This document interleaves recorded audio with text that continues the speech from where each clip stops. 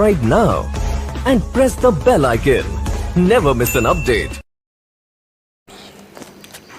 नमस्कार दोस्तों, मैं मृत्युंजय सिंह आज एक नए सेक्शन को लेकर उपस्थित हूं जिसका नाम है अपवाह तंत्र या ड्रेनेज सिस्टम। वास्तव में इस अपवाह तंत्र को हमें जानने की क्या जरूरत है, क्योंकि यदि आप हिमालयी नदी तंत्र अथवा प्रायद्वीपीय भारत की नदी तंत्र को समझना चाहते हैं तो आपको अपवाह तंत्र जानना होगा। और इस अपवाह तंत्र से मेंस में तो सिंगल क्वेश्चन आएगा, लेकिन प्रीलिम्स के कम से कम 2 या 3 क्वेश्चन आएंगे। जैसे कभी बात पूछा जा सकता है कि हिमालयी नदियां, हो सकता है ब्रह्मपुत्र दे दे, सिंधु दे दे या गंगा दे दे, पूछे यह पूर्ववर्ती नदियों का उदाहरण है या परवर्ती नदियों का उदाहरण है। पूछ सकता है क्रमवर्ती नदियां हैं या अक्रमवर्ती नदियां हैं। प्रीवियस ईयर के पेपर सॉल्व करके देखिएगा, बारंबार हर दूसरे साल यहां से क्वेश्चन आया है, तो आप इस सेक्शन को इग्नोर नहीं कर सकते हैं और यह वीडियो आपके लिए बहुत ही लाभदायक होने वाला है। तो चलते हैं, आज का टॉपिक बिगिन करते हैं। देखिए, यह पूरा भारत का नदी तंत्र है और इस नदी तंत्र को जानने का आधार यही ड्रेनेज पैटर्न है। तो चलते हैं आगे। ड्रेनेज सिस्टम या अपवाह तंत्र क्या है उसे जान लेते हैं। परिभाषा देखिए कि क्या है। परिभाषा देखेंगे तो बहुत सारी चीजें आपको स्पष्ट हो जाएंगी कि हमें किस रूप में आगे बढ़ना है।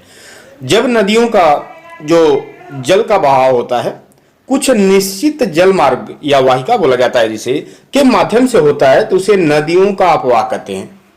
क्या है? जब नदियों के जल का बहाव जो होता है कुछ निश्चित जल मार्गों या वाहिकाओं के माध्यम से होता है तो उसे नदियों का अपवाह कहते हैं तथा इन वाहिकाओं के जाल को अपवाह तंत्र कहते हैं। मान लीजिए कोई नदी ऐसे जा रही है, गंगा नदी ही मान लीजिए। अब यह देखिए कि पूरा समझना है, तो मान लीजिए यह गंगा नदी है, हिमालय से निकल करके बंगाल की खाड़ी में जा रही है, तो एक निश्चित जल मार्ग का प्रयोग के द्वारा जा रही है, तो यह अपवाह हो गया। और इन्हीं अपवाह की छोटी छोटी नदियां इनकी सहायक नदियां हैं। कहीं यमुना मिल रही है, कहीं सोन मिल रही है, कहीं रामगंगा मिल रही है, कहीं कोसी मिल रही है। तो इन नदियों का जो सिस्टम पूरा जाल है, ये आगे जाएंगे तो महानंदा मिलेगी, इनके जाल को अपवाह तंत्र कहा जाता है। इससे ज्यादा हम बाद में देखेंगे, अभी सामान्य विशेषता देखिए। और क्या है? अपवाह तंत्र या ड्रेनेज सिस्टम मुख्य नदी जैसे मान लीजिए गंगा है, यह उनकी सहायक नदियों का क्या होता है? एकीकृत तंत्र होता है जो सतह के जल को एकत्र कर उसे क्या करता है? दिशा प्रदान करता है। आगे देखिए, एक नदी एवं उसकी सहायक नदियों द्वारा अपवाहित क्षेत्र को क्या कहते हैं? अपवाह द्रोणी। मान लीजिए कोई एक मुख्य नदी है और उसकी सहायक नदियों द्वारा जो पूरा पूरा अपवाहित क्षेत्र है उसे अपवाह द्रोणी कहते हैं। यह सामान्य परिभाषा रही। अब आ जाइए, जहां से क्वेश्चन बारंबार प्रीलिम्स के पूछे जाते हैं उसे जानने का हम प्रयास करते हैं कि वो है क्या। और वह क्वेश्चन होता है अपवाह तंत्र का वर्गीकरण या क्लासिफिकेशन ऑफ ड्रेनेज सिस्टम। ध्यान रखिएगा, यहां से क्वेश्चन आता है तो बहुत आराम से देखिएगा। क्रमवर्ती सरिता, पहला जो क्रम का अनुसरण करे, फॉलो करे, वह सिक्वेंट या क्रमवर्ती सरिता हो गई। और दूसरा है अक्रमवर्ती, अर्थात जो क्रम को फॉलो न करे, यानी कि इनसिक्वेंट स्ट्रीम। अब देख लीजिए, जो क्रम का फॉलो करे उसे कैसे परिभाषित करेंगे। और अगर आपने क्रमवर्ती को देख लिया तो जस्ट इसका अपोजिट होगा अक्रमवर्ती सरिता। तो सबसे पहले देखिए क्रमवर्ती सरिता है क्या।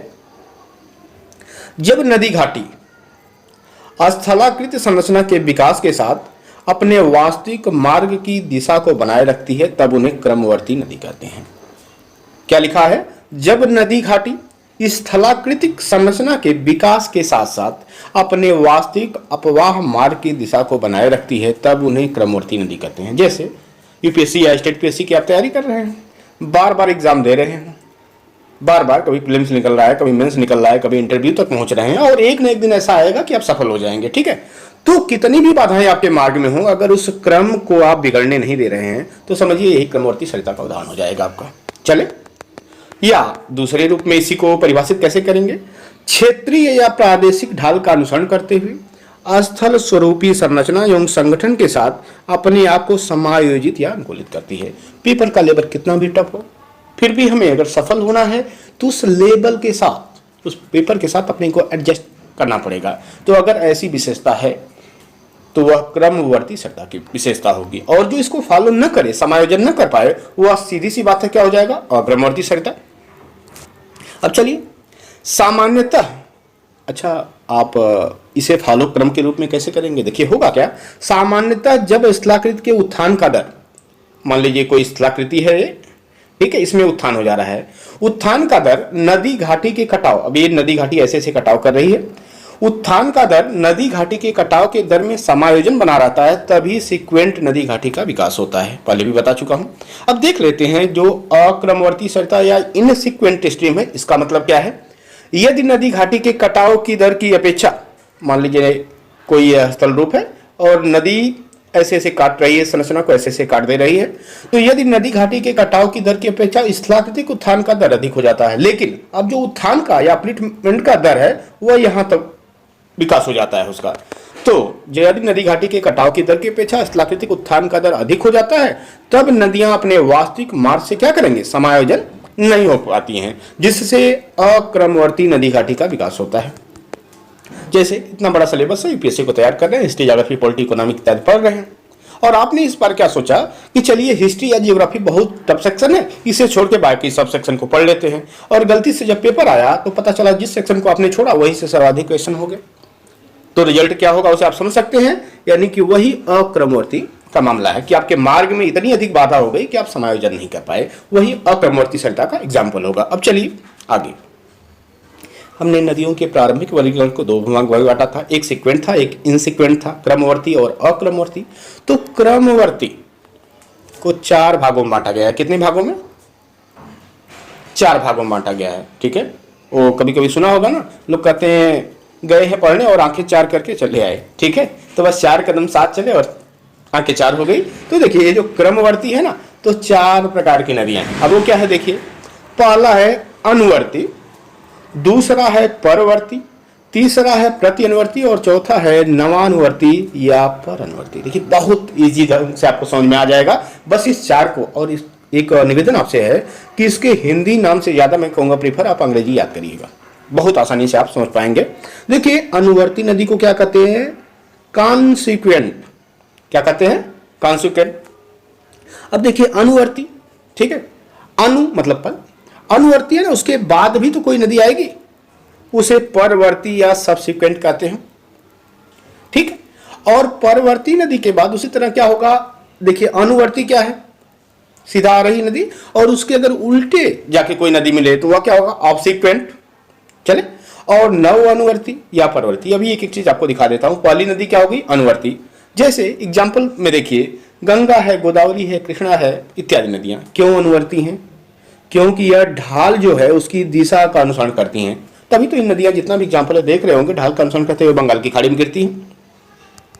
अब एक एक चीज को लेके चलिए, पूरा जो नदी सिस्टम है ना, कभी न कभी तो किसी न किसी मुख्य नदी का विकास होगा ना, तो पूरे इस क्रम में जिस नदी का, जैसे एक नदी है मान लीजिए, यह मुख्य नदी है, तो जिस नदी का सबसे पहले विकास हो वह नदी क्या कहलाएगी, अनुवर्ती नदी। ये नदी देख रहे हैं, सबसे पहले विकास जिस नदी का हो उसे अनुवर्ती या कॉन्सिक्वेंट कहेंगे। अब देखिए अनु के बाद तो पर ही होगा ना, मान लीजिए इधर देखिए ये अनुवर्ती नदी है, मान लीजिए कोई सी से सिविल सर्वेंट है, आईएएस होगा, आईपीएस होगा, जो भी होगा। ठीक है, अब उसके बाद ही तो सेकंड क्रम में एसडीएम होता है, सब चले, सब सेकंड। तो अब देखिए अगर ये मुख्य नदी है तो यह अनुवर्ती नदी होगी, और इस अनुवर्ती नदी के से अगर उसकी सहायता के लिए कोई बाद में इसे मिलता है, मान लीजिए ऐसा कोई है, तो ये बाद में हो गया ना, तो परवर्ती नदी मान लीजिए क्या हो जाएगा, एसडीएम हो जाएगा। ठीक है, अब क्या है देखिए, अनुवर्ती नदी की दिशा क्या है, नॉर्थ से साउथ है। ठीक, अब देखिए जो परवर्ती नदी है, जो सेकंड वाली रिवर है, इससे 2 नदियां मिलेंगी, बाद वाली दोनों, क्योंकि जैसे नीचे जाएंगे पूरा पूरा प्रशासनिक ढांचे को देखिए तो सहायक के ही सहायक होते जाते हैं, समझ गए। तो अगर ये अनुवर्ती नदी है ना, तो मान लीजिए एक नदी ऐसे मिल रही है, ऊपर से आ रही नॉर्थ से, तो ये देखिए नव अनुवर्ती कही जा रही है। लास्ट में देखिए फोर्थ है क्या है, नव अनुवर्ती। क्यों? क्योंकि अनुवर्ती की दिशा नॉर्थ से साउथ है, इसकी भी दिशा नॉर्थ से साउथ है, और चूंकि यह सहायक नदी से मिल रही है इसलिए क्या है, नव अनुवर्ती है। अब इसी तरह देखिए अगली ये जो थर्ड नदी है, यहां देख रहे हैं ये भी अनुवर्ती है, लास्ट में लिखा है ना, लेकिन लिखा है प्रति। प्रति का मतलब क्या होता है, उल्टा।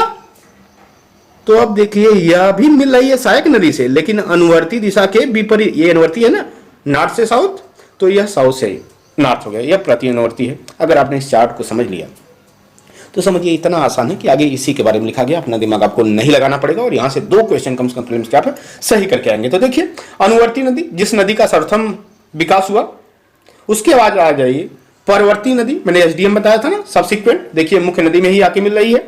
अब उसके बाद हमने आपको क्या बताया था कि जैसे सतलज, ये मान लीजिए अनुवर्ती सिंधु नदी का एग्जाम्पल है। नंबर 1 देखिए, सिंधु नदी हो गई, जो 1 नंबर है यह सिंधु नदी हो गई। अब जो सिंधु की सहायक नदी क्या है, सतलज, तो वह क्या होगी, परवर्ती नदी, ठीक है।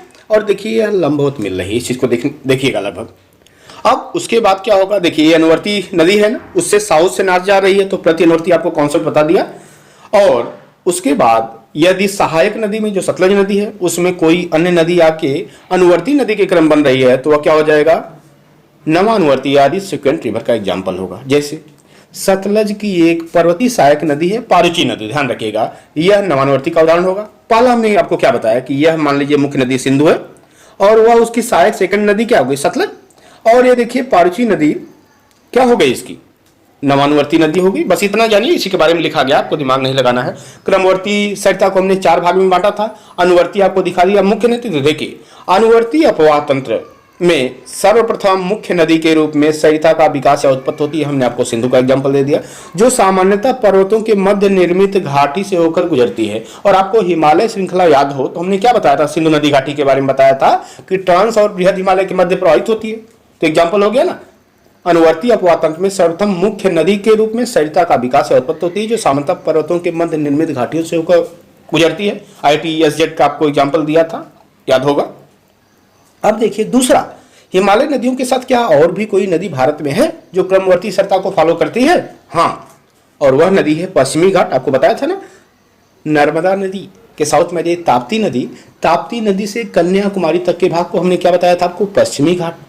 तो पश्चिमी घाट के तटवर्ती ढाल से होकर जो अरब सागर में गिरने वाली नदियां हैं सामान्यतः, वह अनुवर्ती नदियां हैं। और इनकी खास विशेषता क्या है, यह एक दूसरे के समानांतर गिरती हैं। जैसे एग्जाम्पल में नर्मदा और ताप्ती। और नर्मदा और ताप्ती से दूसरा जो एग्जाम्पल पूछा जाता है कि भारत की वह कौन सी नदियां हैं जो डेल्टा का निर्माण नहीं करती हैं, तो अभी इसी नर्मदा और ताप्ती की बात किया जाता है उस समय। आगे चले, इसी प्रकार क्रमवर्ती नदियों में जो अनुवर्ती नदी है, जिस नदी का सर्वप्रथम विकास होता है, उसमें बंगाल की खाड़ी में गिरने वाली भी कुछ नदियां हैं। जैसे इसी प्रकार पूर्वी तटीय मैदान से बंगाल की खाड़ी में गिरने वाली अनुवर्ती नदियां जैसे गोदावरी और कृष्णा भी एक दूसरे के क्या है, समानांतर हैं। तो मुझे लग रहा है यह पर्याप्त एग्जाम्पल हो चुका आपको अनुवर्ती नदी का। अब आ जाइए परवर्ती, हमने क्या किया था, एसडीएम का कोड दिया था, यानी कि मुख्य नदी से जो सहायक नदी सबसे पहले मिलती है। तो देखिए मुख्य नदी की उत्पत्ति के बाद परवर्ती सरिता, सरिता मतलब नदी की उत्पत्ति होती है, जो सामान्यतः मुख्य नदी से जाकर लगभग समकोण दिशा में मिलती है। आपको दिखाया था ना कि ये सतलज नदी है, तो उससे समकोण दिशा में आके मिल गई। आगे चलिए, उसके अलावा आप सीक्वेंट या प्रति अनुवर्ती हमने बताया था ना कि अगर यह मान लीजिए अनुवर्ती नदी है और यह क्या बताया था आपको, परवर्ती नदी है, तो अनुवर्ती के जस्ट विपरीत आए तो प्रति अनुवर्ती, और उसी दिशा में आए तो नवानुवर्ती। तो चलिए अब तीसरी नदी देख लेते हैं, प्रति अनुवर्ती या ऑब्सिक्वेंट रिवर। मुख्य नदी के समानांतर लेकिन विपरीत दिशा में प्रवाहित होने वाली नदियों को प्रति अनुवर्ती या ऑब्सिक्वेंट सरिता कहते हैं, जो सब्सिक्वेंट स्ट्रीम या परवर्ती से जाकर मिल जाती है। सारी चीजें आपको याद हो चुकी होंगी। पर अनुवर्ती या नव अनुवर्ती क्या है, सिक्वेंट स्ट्रीम अपवाह तंत्र का जब विस्तार हो जाए, किसका, अपवाह तंत्र का विस्तार हो जाने के बाद जब उत्थान की प्रक्रिया के कारण किसी नई नदी की उत्पत्ति होती है, तो उसे सबसिक्वेंट या सहायक, जो सहायक नदी से मिलती है, उसे नव अनुवर्ती कहते हैं। अच्छा, नव का तात्पर्य क्या होता है, नई ही तो होता है ना। तो नई अनुवर्ती का विकास, नदी का विकास कब होगा, जब किसी क्षेत्र में नया अपलिफ्टमेंट या उत्थान हो जाए, तभी यह संभव है। और कभी कभी एग्जाम आपने अगर यूजीसी नेट आदि का पेपर दिया हो तो वहाँ फर्स्ट पेपर में भी कई बार क्वेश्चन पूछे जाते हैं कि फर्स्ट डिग्री स्ट्रीम क्या होता है, सेकंड डिग्री स्ट्रीम क्या होता है। तो जान लीजिए फर्स्ट डिग्री स्ट्रीम क्या है, जो 4 क्रमवर्ती नदियों को बताया हमने ना, तो उनकी जो सहायक नदियां हैं लास्ट 2 वाली, यानी कि जो रीसिक्वेंट हमने बताया, और ऑब्सिक्वेंट जो सहायक नदियों से जाके मिलती हैं, उन्हीं को फर्स्ट डिग्री स्ट्रीम कहते हैं। रीजन क्या है कि सहायक नदियों से जाके सर्वप्रथम मिलती है। ठीक है, अब दूसरा क्वेश्चन आता है डिप को लेकर के। सामान्यतः जीएस में नहीं पूछेगा, ऑप्शनल है आपका या ज्योग्राफी है तो वहां पूछेगा। तो सामान्य जान लीजिए कि यह देखिए किसी भी स्थलाकृति का आधार है ना, तो आधार से उच्चावच हो गया इसका, तो आधार से मतलब स्थलाकृतिक उत्थान जो वाला भाग है से आधार की ओर जो निर्मित ढाल है या कोण है, उसे ही डिप या नति कहा जाता है। यह आपके लिए आवश्यक नहीं है डिप। चलिए हमने क्या बताया आपको अभी तक, क्रमवर्ती सरिता बताया ना, आंखें 4 हो गई, तो 4 का आधा क्या है 2। जो क्रम को फॉलो नहीं करते हैं वो आधे में निपट जाते हैं। तो वह अक्रमवर्ती सरिता या इनसीक्वेंट स्ट्रीम का एग्जाम्पल होगा, और वह 2 होगा, मात्र 2। क्या होगा? अक्रमवर्ती, पूर्ववर्ती या एंटीसीडेंट, ध्यान रखिएगा यहाँ से क्वेश्चन आते हैं, और दूसरा अध्यारोपित। मतलब कई बार है ना कि कितनी भी मार्ग में बाधा है, कुछ है, उन्हें फर्क ही नहीं पड़ता, जैसे 10 साल पहले थे वैसे ही आज भी हैं, यानी कि पूर्व में जैसे थे वैसे ही आज भी हैं। तो ऐसी नदियों को पूर्ववर्ती नदियां कहेंगे या एंटीसीडेंट कहेंगे, और कुछ ऐसी नदियां होंगी जो एक दूसरे पे बोझ बन के दिखाई दें, वैसी नदियों को अध्यारोपित या सुपर इम्पोज कहेंगे। इसे परिभाषित कर देते हैं, आगे देखिए। 2 ही नदियां हैं, छोटी सी नदी है। अब अध्यारोपित नदी क्या है वो देख लीजिए। मान लीजिए कोई नदी है, पुरानी नदी घाटी है, और वह इस मार्ग से होकर के प्रवाहित हो रही है जैसा आपको दिख रहा है, लेकिन इसी बीच में क्या हो रहा है कि एक नई नदी घाटी का विकास हो जा रहा है। और देखिए यह क्या है, कठोर चट्टान है और ये मुलायम चट्टान है। अब इस कारण क्या कर रहा है कि यह चट्टानों को काटते कुटते एक नई घाटी का विकास हुआ और इस घाटी को अत्यधिक गहरा कर दिया, नई घाटी का निर्माण हो गया।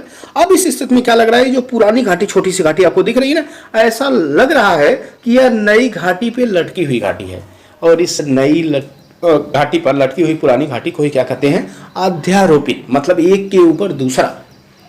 तो अध्यारोपित घाटी का एग्जाम्पल हो गया। तो लगभग साउथ इंडिया में जाएंगे तो इस तरह की संरचना आपको मिल जाएगी। चलिए, अब एक नवीन घाटी पूर्ववर्ती, ये तो अध्यारोपित का आपको एग्जाम्पल दे दिया।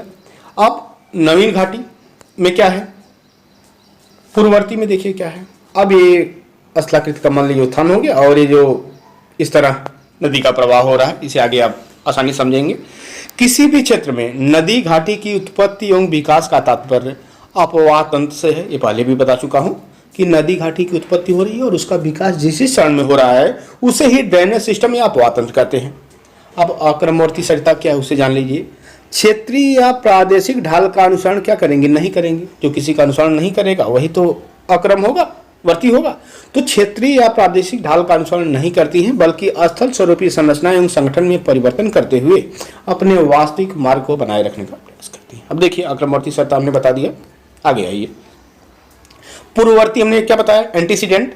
जब किसी नदी घाटी का विकास स्थलाकृतिक उत्थान या विकास से पूर्व होता है, यानी कि पूर्ववर्ती क्या कर रहा है, जब किसी नदी घाटी का विकास स्थलाकृतिक उत्थान या विकास के पूर्व होता है। जैसे हमने आपको एक एग्जांपल बताया था कि हिमालय का विकास बृहद हिमालय का हो रहा है, फिर लघु हिमालय का हो रहा है, ठीक है, फिर शिवालिक हिमालय का विकास हो रहा है। तो इस कई चरण में हुआ था, आपको याद होगा। तो उसी तरह ध्यान रखिएगा, जब किसी नदी घाटी का विकास स्थलाकृतिक उत्थान या विकास से पूर्व होता है, मान लीजिए कोई ऐसी नदी है कि बृहद, लघु और शिवालिक इन हिमालय के निर्माण के पूर्व ही किसी नदी का प्रवाह हो रहा है, तो तब उन्हें पूर्ववर्ती नदी कहेंगे। हिमालय में प्रवाहित होने वाली अधिकांश नदियां पूर्ववर्ती नदी का उदाहरण है, और यही वो फैक्ट है जहां से बारंबार क्वेश्चन पूछे गए हैं कि हिमालयी नदियां, हो सकता है हिमालयी नदियां लेके गंगा, ब्रह्मपुत्र, डैश डैश इस तरह का नाम दे दे या सिंधु दे, और पूछे या पूर्ववर्ती नदी का उदाहरण है या किस नदी का, तो ध्यान रखिएगा वो पूर्ववर्ती नदी का उदाहरण है। यहाँ से बार बार क्वेश्चन आया है। पूर्ववर्ती नदी के विकास के लिए नदी द्वारा अपर्दन के कारण स्थलखंडों के उत्थान के दर से कम नहीं होना चाहिए। चले, इसलिए जहां स्थलखंडों का उत्थान मंद गति से होता है वहां पूर्ववर्ती नदियां सतह का कटाव करते हुए अपने वास्तविक मार्ग को बनाए रखने में क्या हो जाती हैं, सक्षम होती हैं। हिमालय पर्वत से निकलने वाली अधिकांश नदियां पर्वत श्रृंखलाओं की दृष्टि से पूर्ववर्ती हैं, यानी कि नदियों की उत्पत्ति पहले हो चुकी थी और संरचना का विकास बाद में हुआ है। आगे चले। अब अध्यारोपित या सुपर इम्पोज्ड हमने अभी बताया था, जब स्थल स्वरूपों के विकास के बाद किसी अपवाह तंत्र में नदियों की उत्पत्ति होती है तब उन्हें अध्यारोपित नदी कहते हैं। इस प्रकार की नदी पूर्व निर्मित संरचना और संगठन का कटाव करते हुए अपने वास्तविक मार्ग को बनाए रखने का प्रयास करती है। अध्यारोपित नदी नीचे की परतों का कटाव करते हुए, ये नदी आपको दिखाया था ना जो लटकी हुई थी, उसी की बात किया जा रहा है, करते हुए पूर्व निर्मित घाटी क्या था, यही था ना, पूर्व निर्मित घाटियों का अध्यारोपण कहाँ करती है, ये नवनिर्मित घाटी थी, नवनिर्मित घाटी में करती है। प्रायद्वीपीय भारत के पठारी क्षेत्र में अपवाहित होने वाली अधिकांश नदियां अध्यारोपित का उदाहरण है। हमने पूर्ववर्ती नदी का उदाहरण क्या बताया था, हिमालय से निकलने वाली नदियां। तो अध्यारोपित नदियों का एग्जाम्पल क्या होगा, प्रायद्वीपीय पठार या प्रायद्वीपीय भारत से अपवाहित होने वाली नदियां। अब देखिए, कई बार आप सुनने होंगे एक टर्म रिवर कैप्चर। तो हो क्या रहा है, मान लीजिए पहले कोई नदी इस तरह बह रही थी, इस दिशा में बह रही थी, लेकिन किसी नदी ने इस भाग का कटाव कर दिया। अब इसलिए क्या हो रहा है, जो मूल नदी थी, जो ये देखिए पश्चिम दिशा में बह रही है ना, अब कटाव होने की वजह से इसका ढाल चेंज हो गया और एक पूर्व दिशा में बहने लगी। तो इस नदी ने पहले वाली नदी को क्या कर लिया, कैप्चर कर लिया, उसी की बात की जा रही है। सामान्यतः पूर्ववर्ती नदियों के द्वारा पर्वतीय क्षेत्रों में नई घाटियों का विकास होता है, जैसे हिमालय वाला क्षेत्र देखिए। इसलिए हिमालयी पर्वतीय क्षेत्र में प्रवाहित होने वाली अधिकांश नदियां अपने विकास की किस अवस्था में, यहाँ से क्वेश्चन आता है, युवावस्था में है, जबकि प्रायद्वीपीय पठार क्षेत्र में अध्यारोपित नदियां विकास की अवस्था में प्रौढ़ावस्था में है। ठीक है, क्योंकि इनके द्वारा निर्मित घाटियों की गहराई की अपेक्षा चौड़ाई अधिक है। 2 फैक्ट यहाँ से मिले आपको। पीटी के लिए पूछा जाएगा हिमालयी नदियां किस अवस्था में है, तो ध्यान रखिएगा युवा अवस्था में है। पूछा जाए प्रायद्वीपीय पठार की नदियां किस अवस्था में है, तो प्रौढ़ा अवस्था या मैच्योर स्टेज में होंगे। चले अब यहाँ से किस प्रकार के क्वेश्चन, पीटी के क्वेश्चन तो हमने बता दिया, अब मेंस में यहाँ किस प्रकार के क्वेश्चन होंगे उसे देख लीजिए। पूछेगा जल विभाजक वाटरशेड और ड्रेनेज सिस्टम के मध्य क्या अंतर है अपवाह तंत्र के। दूसरा, यह अपवाह तंत्र और अपवाह प्रतिरूप में क्या अंतर है। कल का टॉपिक इसी अपवाह प्रतिरूप से होगा और वह क्या है, एक लाइन में जानिए। जो ड्रेनेज सिस्टम है इसी का जो ज्यामितीय पैटर्न होगा ना, उसी को अपवाह प्रतिरूप कहते हैं। जैसे रेखीय प्रतिरूप है, वृक्षाकार प्रतिरूप है या जालीनुमा प्रतिरूप है, आपने बारंबार सुना होगा। और अगला, हिमालय पर्वत से निकलने वाली एवं प्रायद्वीपीय नदियों की विशेषताओं का तुलनात्मक अध्ययन और वर्णन करें। ये सारे क्वेश्चन आ सकते हैं। तो कल का भी टॉपिक बहुत इंपॉर्टेंट होने वाला है, जो है ज्यामितीय स्वरूप को लेकर के नदियों को। यदि वीडियो पसंद आता है तो इसे लाइक, शेयर और सब्सक्राइब जरूर करें। मिलते हैं एक छोटे से ब्रेक के बाद। धन्यवाद।